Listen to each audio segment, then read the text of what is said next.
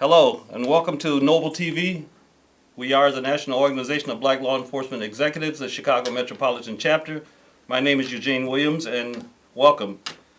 I'm very, very excited about today's program and the guest that we have today. I'm so very proud of her accomplishments as well. As you know, Noble has always highlighted the accomplishments of blacks and black executives in law enforcement on the federal level, on the state level, the county, the city, and all of our suburban partners. And on this show, we're going to be highlighting the Illinois State Police and someone who has made some major accomplishments. Today, we'll be talking with Joann Johnson, who is a colonel with the Illinois State Police. Welcome. Thank you, Gene. Okay. Glad to be here. Yes. But before we start, we got a little housekeeping that we usually take care of. Want to let you know that you can see us here on KNTV 21. And you can also, if you don't have cable, you can catch us streaming at cantv.org/hotline. This is an interactive show, and you can also call in. The number at the bottom of your screen there is 312-738-1060. You can call in and have a conversation with us.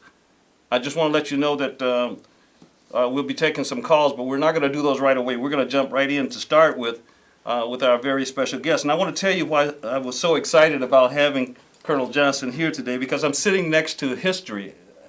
Yes, history.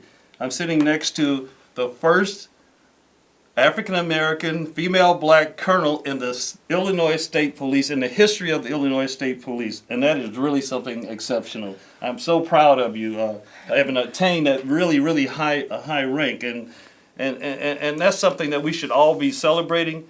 And when you made history, and I want our viewers to understand that there's the director of the Illinois State Police. Yes. There's the first deputy director of the Illinois State Police.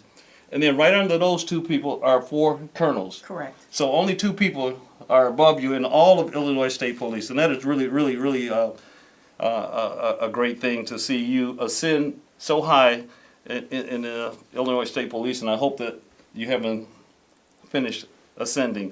But at any rate, why don't we jump right in? Why don't you start by telling us something about your background as 27 plus years with the Illinois State Police? Okay, Gene. I started with the Illinois State Police in 1989. I started in cadet class number 84, went to the State Police Academy in Springfield, Illinois for 20 weeks. And after that, I was assigned to District 2, which is a northwest suburb district of Elgin, Illinois. Oh, okay. So you were doing your patrol initially in the Elgin area, right? Correct. I did that for five years, and then I went to investigations, and that is really where I spent the lion's share of my career. I was over 13 years in investigations, to include white-collar crime, narcotics, all of those types of things. Okay. Yes. So now you head up the Division of Internal Investigations? That is correct. Yes. Okay. So talk to us about that. What does that incorporate? I mean, what do you investigate in the Division of Internal Investigations? The Division of Internal Investigation is one of 4 divisions within the Illinois State Police, and our job there is to investigate all allegations of misconduct for our Illinois State Police sworn officers and our civilian personnel. In addition to that, we investigate criminal allegations of misconduct in state agencies that fall under the purview of Governor Rauner. So that would be the executive branch of executive branch of agencies under the governor. Okay, so that would include Illinois Department of Corrections, Yes. Illinois Department of Transportation. Yes, Department of Children and Family Services, Department of Public Health, all of those types of state agencies. But these are the state employees. These are not just general investigations within those agencies. We would only go in and investigate allegations of criminal misconduct of state employees during work, while they're at work. Okay. And I would be remiss if I didn't say, we have a personal a connection. It was about, almost 8 years ago. Yes. You and I had the opportunity to be a part of a contingent that traveled to Washington, D.C. for the inauguration of President Obama. Yes. There was about several hundred of us. We had Chicago Police, County Sheriff, Illinois State Troopers, Yes. and we all went to Washington, D.C. For the President Obama's inauguration. And I remember how touched I was by that, just to have the opportunity and the honor to be there. It was a bit cold, if you remember. It was very cold, but it was truly history in the making, and, Yes. and I'm glad we were a part of it. Absolutely, so am I. You also have a relationship with the Chicago Police Department. Yes, I do. Your father was a Chicago police officer. Yes, I'm born and raised Chicago, South Yes. Side, and South Side. Yep, South Okay. Side, and my dad was with the Chicago Police Department for 30 years. Okay. He retired in 1987, and I watched him growing up, coming home and having dinner and putting that portable radio on the dining room table, and me and my sisters would listen to the calls, and he'd try to eat that food before he had to head back out for another call, and he'd sometimes bring his partners home, and we got to know them as uncles and cousins. And it was really what got me interested in law enforcement to begin with. Great, Yeah. great. So, but you now live in Springfield. I do. I moved to Springfield in 2010 because at that time I took an assignment at the training academy, and that caused me to move, and that's where I relocated. Well, you know, I mean, we're celebrating your accomplishment, but we really are appreciative of the fact that you would drive all the way from Springfield up here to be with us. And I just, you know, I can't tell our viewers, you know, how much I appreciate that and how proud I am of you. But they'll be hearing that as we continue. So you grew up in a police family. Yes. Gave you inspiration to start on this path in law enforcement. But now, as a wife and as a mother, how do you balance your demanding duties as a colonel while taking care of a family? Well, it's certainly a challenge, and it takes a supportive family, a supportive husband. I have 2 daughters, 9 and 11. Okay. They are very active in sports, and I don't want to miss a thing. So I am Soccer quite mom? busy. Yes, one plays soccer, one plays softball and volleyball. So it's a very busy household. But with the help of them and the understanding of them, I'm able to do my job with the state police and still to continue to be all I can be for them as well. So. Okay. So in some of your background, somewhere in your background, you were at the training academy, were you not? Yes. In 2010, I was there for 2 years, and I headed up the curriculum section. I have an affinity for training. I love to teach. I love to train, develop training. And so while working at the academy, I was able to help develop some needed training and also teach. So it was a good position for me. Excellent, excellent. And I think the training overall, you know, I'm going to want to get into some of the training, and what I want to say is, how does that training bode for you when, you know, oftentimes you all are by yourself. Yes. One person cars out on the highways and Yes. byways, so to speak.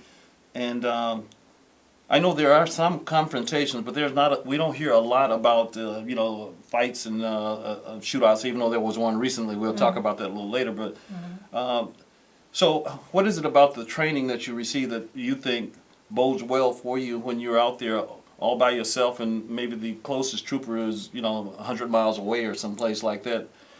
Talk to us about that. I think in our academy, we are very much focused on officer safety. We spend weeks with control and arrest tactics, weeks in communication training, and we really have to be able to rely on our training and our ability to communicate and de-escalate situations, and I think that is what helps us as we go along. Okay, well, I think we have a caller on now. We're going to take a caller, and then we'll get right back into this, okay? Okay. Caller, are you there? Hi, this is Leslie and Sophia Franklin from New Jersey. Wow. Hello, how are you? We're fine. How are you? Hey, you have a question or a comment for the good Colonel? We have a comment for the Colonel. We just wanted to say congratulations and that her family is extremely proud of her. Oh, thank you. Thank you, Nicholas and Sophia. Welcome. Niece and nephew, my sister from New Jersey. All the way from New All the way Jersey. from New Jersey. Okay, and we are just as proud as well. I tell you, I can't stress enough. When we talk about your accomplishments, we had there's only been one black male colonel in the Illinois State Police, Correct. and Harold Nelson. right, Harold Nelson, and so now we have the first female black colonel, and that is so cool. In all of my ranks when I was in CPD, the insignias that I wore, it was the rank of colonel that was always the one that I always looked at and liked the most. And you hear so much about full bird colonels and stuff, so that's really special. But I think we have another call, so let's take this call because we got a lot we want to talk about. Okay. Caller, are you there? Your question or comment? Caller? Okay, maybe we lost them. They'll call back. Okay, so I see you doing work in Division of Internal Investigations, and that's somewhat similar to I think Internal Affairs Yes. Here in much Chicago. I don't know if I know they were working to try to get subpoena powers in Internal Affairs here in Chicago Police Department. I don't know if they ever got that or not. Do you have subpoena powers in your investigations? We do. We work very closely with the state's attorneys in all the counties that we work with. Okay. And when needed, we are able to obtain subpoenas to further an investigation, and we have great cooperation when having to do that. Okay. Yeah. Let's try again with this caller. Caller, are you there? Your question or comment? Yes, I'm here. Can you hear me? Yes, I can hear you. My question is, do you find it harder being a female or woman in policing or being a minority? That's a good question.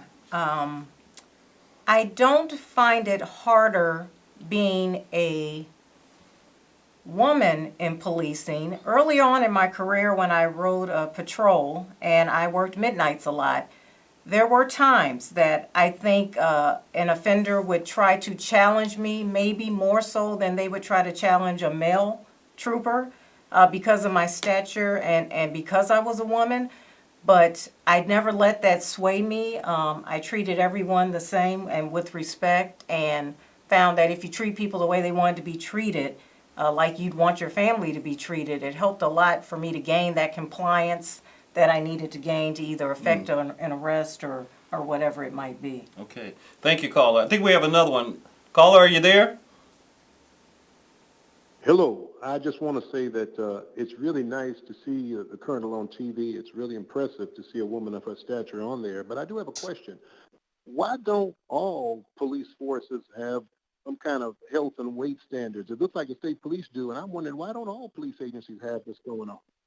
Oh, Well, I'll let you take a stab at that, all Colonel. right. You're absolutely right, caller. With the state police, we are required once a year to take a physical fitness standard, and we are to maintain a passing score on that standard from the time we start the state police, which is age 21, up until mandatory retirement, which is age 60. Every year that you are employed as an officer with the Illinois State Police, you will take a physical fitness test. And I think that goes a long way, not only to ensure the health of our officers, but also their safety out on the road so that they can be fit and healthy if they need to take any type of action. Yes, we've often talked about in law enforcement, your appearance commands respect. And I think that should be across the board, as the caller indicated, with all law enforcement, but especially when you're out there by yourself, on the highways and your help is a long ways away. Yes. Seems like we have a lot of callers today, so we're going to take one more caller. Caller, are you there? Your question or comment? Yes, my name is Rory, and I happen to be the oldest sister of Right. Johnson. And so I wanted to say two things. First of all, I agree and have always wondered why, because I've seen a lot of overweight officers that if I had to depend on them to help me, I'm not sure that they could actually get there without having a heart attack. So I do appreciate the fact that the state police do have this fitness requirement. And also it makes me feel better about her being safe out there. Okay. But I also just wanted to say congratulations, Colonel Johnson, and thank you for being out there and protecting us every day. And your father would be proud. Yes, it would. Thank you so much. Thank you. Okay, you know, a couple of callers ago I made a comment that kind of highlights some of the struggles that we as blacks in law enforcement are dealing with, and that is diversity and the numbers. And I think, you know, the Illinois State Police has somewhere in the area of about 1,700 members. And I might be wrong, but correct me, but I think there's only like about 167 or so that are female.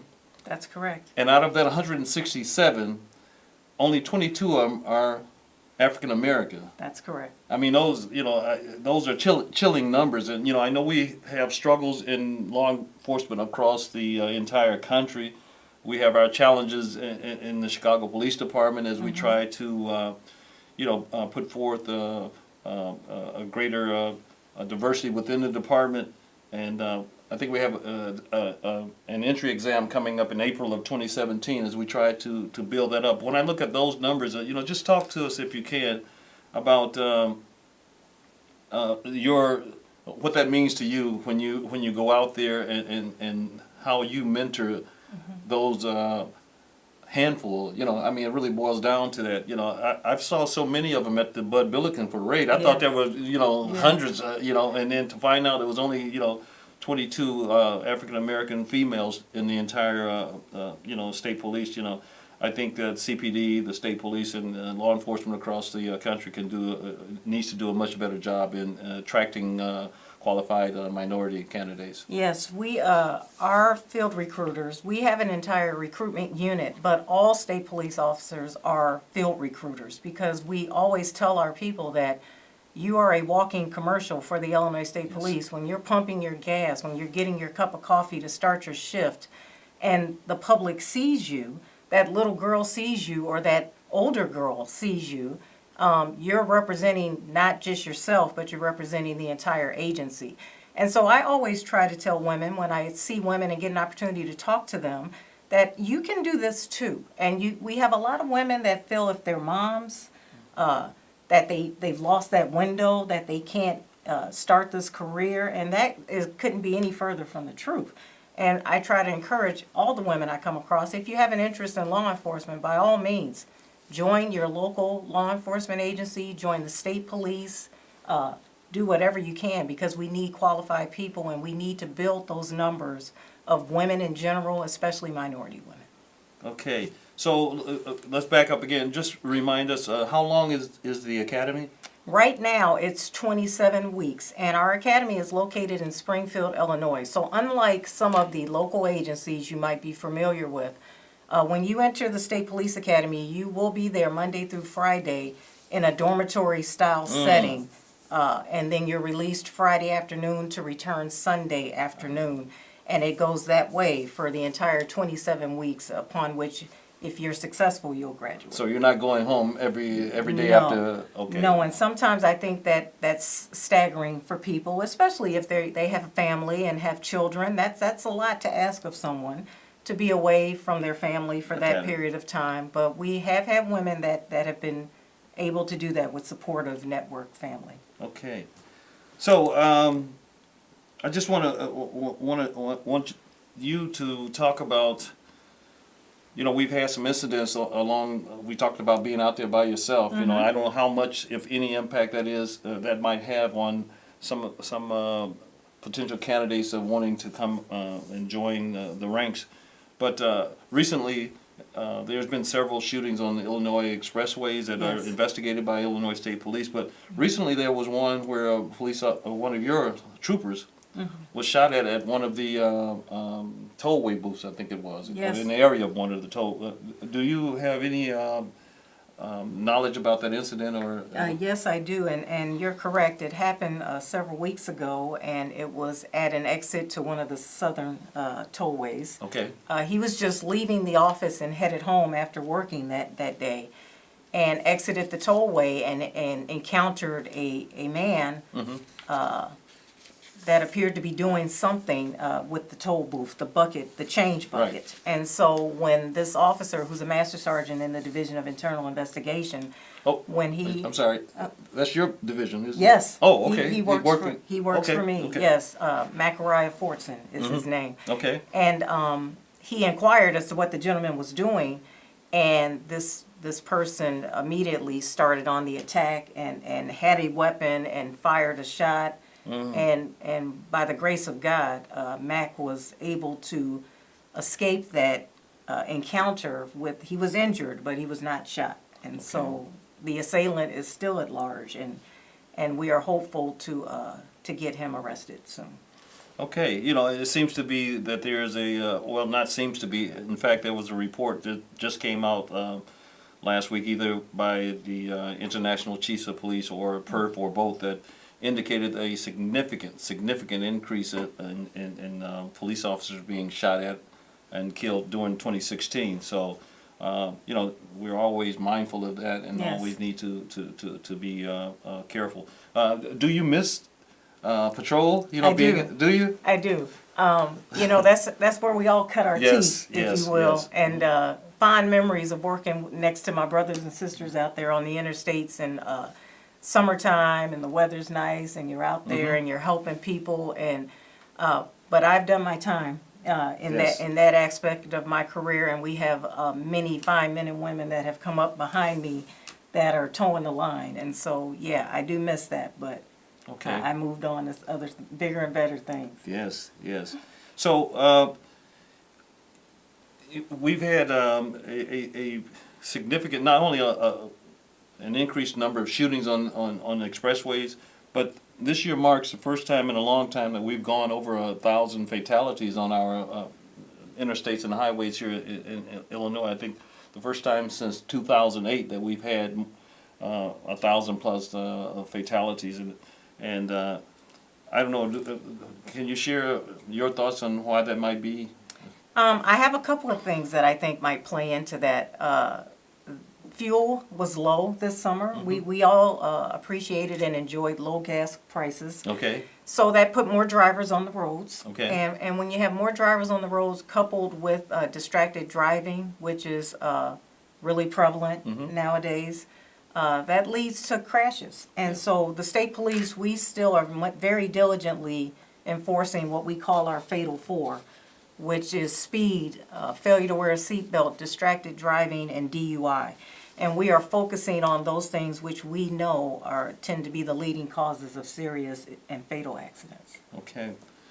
Wow. Okay. So one other point that I want to you know, just touch on is and tell us what is the message that you want to share with motorists during this holiday season as well. You know, I mean, we seem to have a lot of libation, a little bit more partying, so to speak, between Christmas and New Year's. And Yes. what is the Yes. message that you want to get out to motorists across the state of Illinois? The message I'd want to get out is please take your time getting to where you're wanting to go. There's no bigger tragedy I can think of than trying to go visit a loved one during the holiday season and not making it there because of a serious or tragic vehicle crash. If you've had a little too much celebrating, stay where you're at, or with Uber and Lyft and all of these things that are available to the public now.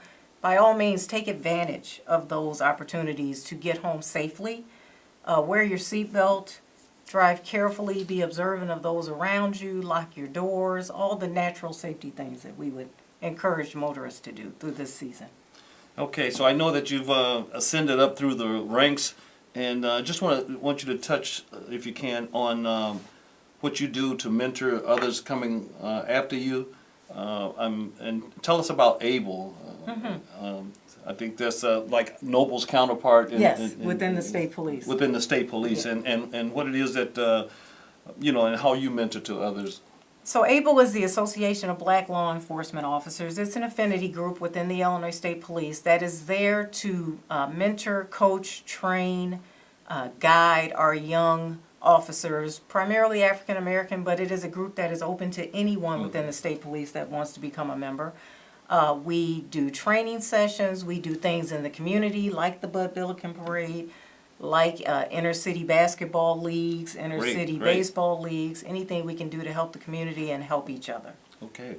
So when we were talking about this, I want to take an opportunity to remind our viewers that the Chicago Police Department has an entry exam that's going to be held in April of 2017. They're accepting applications now until January 31st. You can help us with the things that we've talked about in terms of increasing minority participation in law enforcement.